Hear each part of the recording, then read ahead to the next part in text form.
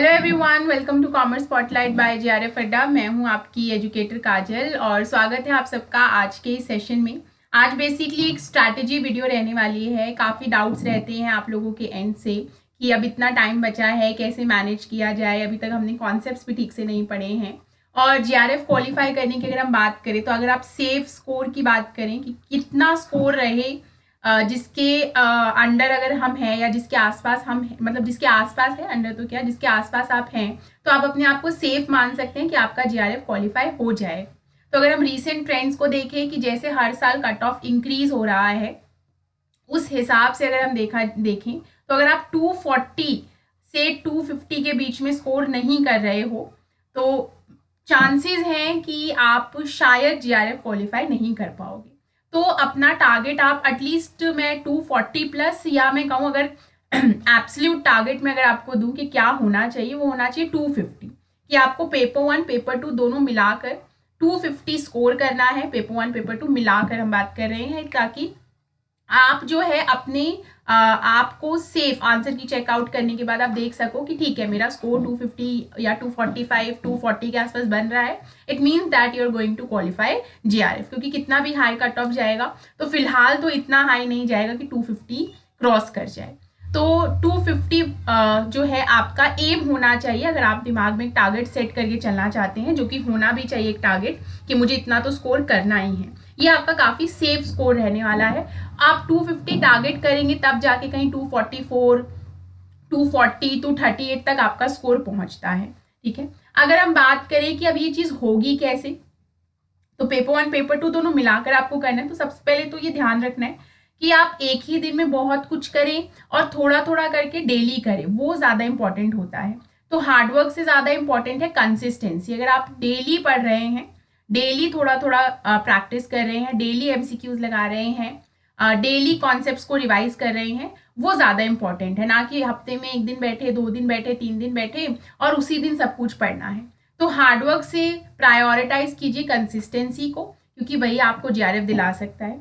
Concept, practice, revision, ये आपका cycle होना चाहिए। बेसिकली कॉन्सेप्ट पढ़े, फिर उसे प्रैक्टिस किया और फिर जरूरत पड़ती है तो उसे रिवाइज कीजिए। ठीक है, तो ये आपका साइकिल होना चाहिए। बेसिकली आप रिसर्च में जो पढ़ते हैं ना, एक्शन रिसर्च, ठीक है, उसको आपको यहाँ अप्लाई करना है। पहले आप पढ़े, उसको प्रैक्टिस करें और फिर अगर आपको लग रहा है कि नहीं अभी भी गैप है तो फिर वापस से उसको रिवाइज करो। तो इस तरीके से आपको इस साइकिल में चलना है। स्मार्ट वर्क के साथ साथ मॉक टेस्ट दो। ठीक है, फोकस करो उन यूनिट्स के ऊपर जिनकी वेटेज कंपैरेटिवली हाई है। मैं ये नहीं कहूंगी कि सबकी इक्वल वेटेज हो, मतलब देख के लगता है कि हर यूनिट से 10-10 क्वेश्चन आते हैं, बट किसी यूनिट से 13-14 क्वेश्चन भी आ जाते हैं, किसी से 6-7 क्वेश्चन भी आ जाते हैं। तो वो आपको प्रीवियस ईयर एनालाइज करते हैं तो पता चलता है कि आपकी हाई वेटेज यूनिट्स कौन सी है। तो अगर हम पेपर 1 की, स्पेसिफिकली पेपर 1 की स्ट्रैटेजी की बात करें तो आपका पेपर 1 में टारगेट होना चाहिए 70 to 75 के बीच में। Of course I am gonna make it 76। ठीक है, तो 70 से लेके 76 के बीच में अगर आपका टारगेट है तो that is a safe score, मतलब आप फिर पेपर 2 में अच्छा कोप अप कर पाएंगे। तो कोशिश करो कि आप अपना स्कोर 76 या 80 अपने आप को पुश करने की कोशिश करो कि मुझे 80 का स्कोर पेपर 1 में करना है, क्योंकि पेपर 1 जो है आपका स्कोर बूस्ट करने में एंड अगेन जेआरएफ क्वालिफाई कराने में बहुत बड़ा रोल प्ले करता है। तो इसमें जो आपकी यूनिट्स है, ठीक है, तो अच्छे से हर यूनिट से आपको किन टॉपिक्स को करना है, किन टॉपिक्स को नहीं करना है, प्रॉपर स्टडी प्लानर जो है आप जेआरएफ अड्डा के एप्लीकेशन पे अवेलेबल है। You can just go and enrol yourself into that. तो टॉपिक्स जो है डिसाइड कीजिए कि टीचिंग से कौन सी टॉपिक्स इंपॉर्टेंट है। जैसे वहाँ पे हम टीचिंग में आपके जो अलग अलग मॉडल्स हैं, जो साइकोलॉजी है बेसिकली, उससे जो रिलेटेड क्वेश्चन पूछे जाते हैं, ब्लूम्स टैक्सोनॉमी से पूछ लेते हैं, ये टॉपिक टारगेट कीजिए। रिसर्च से बहुत क्वेश्चन बनते हैं, टेस्टिंग के ऊपर बनते हैं, आपके प्लेजरिज्म के ऊपर बनते हैं, रेफरेंसिंग स्टाइल के ऊपर बनते हैं, उनको टारगेट कीजिए। आपके अब पी वैल्यू, स्टैंडर्ड डेविएशन पे भी क्वेश्चन बनने लगे हैं। आईसीटी में आपके मैलवेयर्स के ऊपर क्वेश्चन बनते हैं। इसके अलावा फुल फॉर्म्स जो होते हैं कि किसका क्या फुल फॉर्म है, उस पर क्वेश्चन बनते हैं। इनपुट आउटपुट डिवाइसेस पे क्वेश्चन बनते हैं। ठीक है, आपकी मेमोरी की हायरार्की के ऊपर क्वेश्चन बनते हैं। आपके बाइनरी डिजिट्स जो हैं उसके ऊपर क्वेश्चन बनते हैं। फिर कम्युनिकेशन में मॉडल्स के ऊपर सवाल बन जाते हैं। बेसिक क्लासरूम कम्युनिकेशन से भी क्वेश्चन बनते हैं। DI तो आपको पता ही है, एक DI तो कन्फर्म आएगी, तो मेक श्योर कि डेली आप कम से कम एक DI तो ज़रूर प्रैक्टिस करें। फिर LR हो गया आपका, पीपल एनवायरनमेंट हो गया, हायर एजुकेशन हो गया, इसके अलावा RC है। डेली आपको एक RC प्रैक्टिस करना है ताकि जो आपकी रीडिंग हैबिट है वो डेवलप हो और एग्जाम में आपको जो भी आपका RC है उसको कॉम्प्रीहेंड करने में दिक्कत ना हो, बिकॉज आप अच्छी खासी RCs प्रैक्टिस करके जाएंगे। कोशिश करो हर 3 दिन में आप पेपर 1 का एक सेट लगाओ 50 क्वेश्चन का, और डेली 10 से 15 MCQs टेस्ट भी आप डेली दो। ये चीज़ आप JRF अड्डा के ऊपर कर सकते हो, क्योंकि डेली वहाँ पर फ्री टेस्ट आपको अवेलेबल हो जाता है, तो आप वहाँ जाकर भी ये लगा सकते हो। ठीक है, उसके अलावा पेपर 2 की अगर हम बात करें, तो कॉमर्स की अगर हम बात करें, तो वहाँ आपका ये टारगेट होना चाहिए 170 तो आप ज़रूर टारगेट करो। ठीक है 170 का मतलब हो गया आपका 85 क्वेश्चन। ठीक है, 170 तो मतलब आपका टारगेट स्कोर जो है कुछ इसके आसपास रहना चाहिए। 85 पुश करोगे तो 80 का स्कोर आप कर पाओगे।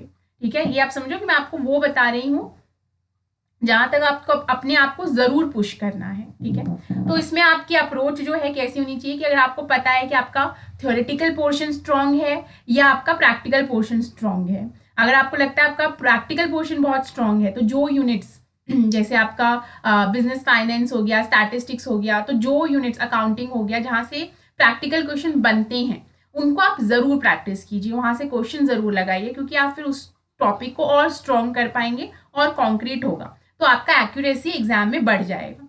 और अगर आपको लगता है मेरा थ्योरेटिकल पोर्शन बहुत अच्छा है, तो आपका जो लीगल एस्पेक्ट वाला लॉ वाला जो लीगल एस्पेक्ट वाला जो आपका यूनिट है वो बेसिकली मगअप करने वाली यूनिट है, तो आप वहाँ फोकस कर सकते हैं, क्योंकि वहाँ से भी क्वेश्चन बनते हैं अच्छी वेटेज वाली यूनिट है, तो वहाँ से आप कर सकते हैं।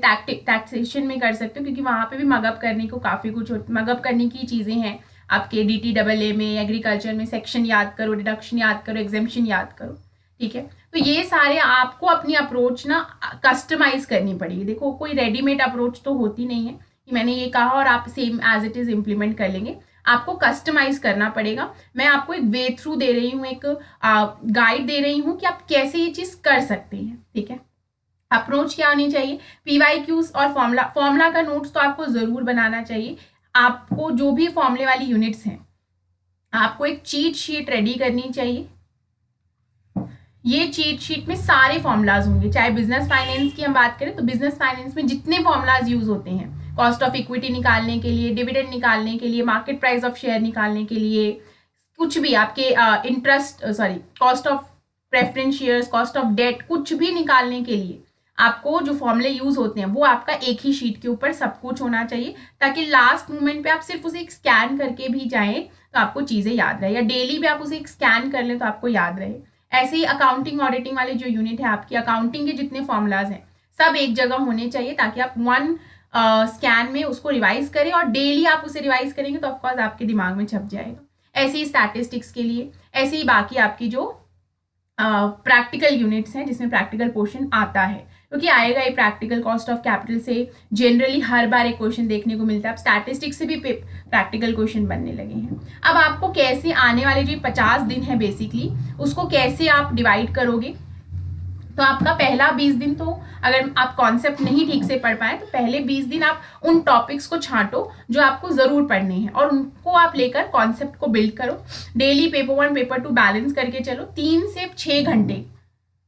ठीक है, 3 से 6 घंटे का आपका टाइमिंग होना चाहिए कि इतना तो मुझे करना है, क्योंकि अब आपके पास समय कम है। तो 3 घंटा आप दे सकते हैं पेपर 2 के लिए, 2 घंटे आप दे सकते हैं पेपर 1 के लिए। अगेन ये कस्टमाइज करना पड़ेगा आपको, जरूरी नहीं है कि अब 3 घंटे बोल दिया है पेपर 2 के लिए तो 3 घंटे ही लगाएंगे। ये कस्टमाइज अप्रोच है। अगर किसी को लगता है कि उसका पेपर 1 कंपैरेटिवली स्ट्रॉन्ग है, वो ऑलरेडी ज्यादा मेहनत किए बिना ऑलरेडी ही वो 70 का स्कोर कर रहा है पेपर 1 में, तो फिर वो यहाँ से अपना टाइम रिड्यूस करके पेपर 2 पे लगा सकते हैं। ठीक है, अगेन ये कस्टमाइज है, कस्टमाइज आपको करना पड़ेगा। फिर नेक्स्ट फेज में जो आपका नेक्स्ट फेज होगा, पहले फेज में तो आपने कॉन्सेप्ट बिल्ड कर लिए, 15 से 20 दिन आप दो और कॉन्सेप्ट को बिल्ड करो। ठीक है, फिर नेक्स्ट जो डेज है 21 से 35 दिन जो है आपके, उनको आप लगाइए अपने जो वीक एरियाज हैं, क्योंकि आप डेली टेस्ट भी लगाएंगे, हर 3 दिन में भी एक टेस्ट लगाएंगे, तो आपको अपने वीक स्पॉट्स पता चलेंगे। जब आपको वीक स्पॉट्स पता चल रहे हैं तो उन वीक स्पॉट्स के ऊपर काम कीजिए। अब ये वीक स्पॉट्स जो है ये ऐसे होने चाहिए जहां आप काम करके उसे सुधार सकते हैं। अब ये ऐसा नहीं होना चाहिए जिसके ऊपर आप कितनी ही मेहनत कर लो ये चीज ठीक नहीं हो सकती, क्योंकि अब आपके पास उतना समय नहीं है। ठीक है, ये ऐसे वीक स्पॉट्स हैं जो जहां आप अपने आप को थोड़ा भी पुश करोगे तो ये चीज आप कर सकते हो। ये अगेन कस्टमाइज आपको करना पड़ेगा, आपको अपने हिसाब से देखना होगा। जैसे फॉर मी, मैं अपना एग्जांपल दूं आपको, तो business finance was a week spot for me, but मुझे ये भी पता था कि मुझे इंटरेस्टिंग लगता है ये कॉन्सेप्ट, न्यूमेरिकल, इसके प्रैक्टिकल, थ्योरेटिकल एस्पेक्ट सब मुझे इंटरेस्टिंग लगते हैं। जस्ट बिकॉज क्योंकि मेरे पास कंटेंट इतना अवेलेबल नहीं था कि मैं एक जगह से बिजनेस फाइनेंस पढ़ सकूं, पीसीज में मैं पढ़ रही थी, तो इसलिए बिजनेस फाइनेंस मेरा वो वीक स्पॉट था जिसको मैंने पुश किया। एंड आई रिमेंबर कि जब मैं अपने आंसर की चेकआउट कर रही थी तो बिजनेस फाइनेंस में मेरे लगभग सारे ही क्वेश्चंस ठीक थे। तो ये आपको कस्टमाइज करना होगा कि आपके लिए कौन सा वो वीक स्पॉट है जो आप थोड़ा सा भी पुश करोगे तो आपके लिए वो स्वीट स्पॉट बन सकता है, यानी कि आप उसमें अच्छा स्कोर कर सकते हो। यूनिट वाइज आपको हर 3 दिन में मॉक टेस्ट लगाने हैं। फुल मॉक टेस्ट आपको एवरी वीकेंड यानी कि सैटरडे संडे आपको लगाना है। पीवाईक्यू करो कम से कम लास्ट 10 ईयर्स के। 2025 का भी पीवाईक्यू आपके यूट्यूब के ऊपर अब भी अवेलेबल है, जेआरएफ कॉमर्स स्पॉटलाइट चैनल के ऊपर, प्लस ऐप के ऊपर भी आप जाएंगे तो इग्निशन बैच में अवेलेबल है। शॉर्ट रिवीजन नोट्स बनाओ अगर आपको लगते हैं कि इसके नोट्स मुझे बनाकर रखने चाहिए। लास्ट फेज है जो आपका फाइनल रिवीजन है। जस्ट आपका होना चाहिए कि आप मुझे कुछ भी नया नहीं सीखना है। अभी आप कोई भी नया कॉन्सेप्ट पिक करेंगे तो ये आपके लिए बहुत खतरनाक हो सकता है। ठीक है, तो नया कुछ नहीं पिक करना है, just go through the marathon. जितनी भी मैराथन यूट्यूब के ऊपर हो रही हैं या अगर आप ऐप से जुड़े हुए हैं तो वहां पर जो मैराथन्स हो रही हैं, जो क्वेश्चंस आपको प्रैक्टिस करवाए जा रहे हैं, जो क्वेश्चंस ऑलरेडी हैं इग्निशन बैचेस में जो आप प्रैक्टिस कर सकते हैं, टेस्ट जो ऑलरेडी हैं उन्हें आप प्रैक्टिस कर सकते हैं। तो मैराथन अटेंड कीजिए, मैराथन लगाइए अपने एंड से भी। ठीक है, क्वेश्चन प्रैक्टिस कीजिए। ओके, तो पेपर 2 का फुल रिवीजन आपको करना है, पेपर 1 का, पेपर 2 का आपको मॉक टेस्ट लगाना है, प्रीवियस ईयर क्वेश्चंस रिवाइज करने हैं और फिर उसके बाद आप रेस्ट कीजिए। ठीक है, क्योंकि लास्ट के 3-4 दिन में उतना स्ट्रेस लेके पढ़ने का कोई बेनिफिट नहीं है, क्योंकि 3-4 दिन में आप वो नहीं कर पाएंगे जो कोई 6 महीने में ऑलरेडी कर चुका है। और आप इतना स्ट्रेस मत लीजिए क्योंकि एग्जाम है, ये हर 6 महीने में आता है, तो ये नहीं दिसंबर में तो जून में दोबारा आएगा। एंड जून में you can buckle up your self from the mistakes, you can learn and June में यू कैन बाउंस बैक। ठीक है, तो बस अभी जो स्ट्रैटेजी है, आप ये 50 डेज जो है एक प्रॉपर प्लान के साथ, एक प्रॉपर ब्लूप्रिंट के साथ डिवोट कीजिए and then you will see the results and the positive results. ठीक है, तो मैंने देखे थे एंड आई होप बहुत लोगों ने देखे हैं, तो आई होप कि ये 2 महीने अभी भी आपके पास समय है, you can still change the game. ठीक है, वीकली रिवीजन स्ट्रैटेजी बनाइए कि मुझे इस दिन रिवीजन करना है बस। कोई संडे मत रखिए कि आज संडे है आज सैटरडे है, just take every day as your week day. ठीक है, और उस हिसाब से आप अपने डेज कस्टमाइज कर सकते हैं। अगेन ये जो डेज मैंने आपको बताया ना, ये मैंने अपने प्लान में से बताया जो मैंने यूज किए थे, लेकिन अगेन ये कस्टमाइज किए जा सकते हैं। अगर आपको लगता है नहीं संडे मुझे मॉक टेस्ट नहीं देना है, संडे मेरे पास पूरा दिन खाली होता है तो आई विल रिवाइज, तो आप संडे मत दीजिए, then you can go for Monday और एनी अदर डे। ठीक है, ये मैंने अपने उसमें से आपको बताया है, तो you can go through that and customise it your self. Okay, अगर हम बात करें तो कैसे जेआरएफ अड्डा आपको हेल्प कर सकता है लास्ट फ्यू डेज में, तो जेआरएफ अड्डा ने लॉन्च कर दिया है ऑलरेडी अपना सिलेक्शन पैकेज।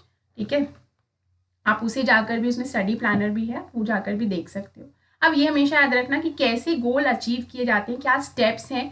तो सबसे पहले तो आपको अपना पर्पस पता होना चाहिए, आप ये एग्जाम क्यों क्वालिफाई करना चाहते हैं, आप क्यों बैठेंगे इस एग्जाम में, ये आपको पता होना चाहिए। तो डिफाइन कीजिए उस पर्पस को, फिर गोल को छोटे छोटे पीसेस में डिवाइड कीजिए, अपनी प्रोग्रेस को ट्रैक करते रहना। आप मॉक टेस्ट लगाओ, ठीक है, और उसका एनालिसिस करो। जब आप एनालिसिस करोगे तो आपको पता होगा कि आप कहाँ गलतियां बार बार रिपीट कर रहे हो, और ऐसी गलतियों को ठीक करना ज़्यादा इंपॉर्टेंट होता है जो रिपीटेड मिस्टेक्स होती हैं। ठीक है, तो ट्रैक करिए प्रोग्रेस को, फ्लेक्सिबिलिटी लाइए, ज़रूरी नहीं है रिजिड रहना है कि मुझे इतना तो करके ही जाना है, थोड़ा फ्लेक्सिबिलिटी लाइए। एक चीज़ जो बहुत कॉमनली मैं देखती हूँ which is not a good thing, कि आप रिजिड हो जाते हैं सिलेबस को लेकर कि नहीं मुझे तो सब कुछ पढ़ के जाना है। सब कुछ आप पढ़ के कभी नहीं जा सकते, चाहे आप 6 महीने लगा लें, 6 साल लगा लें।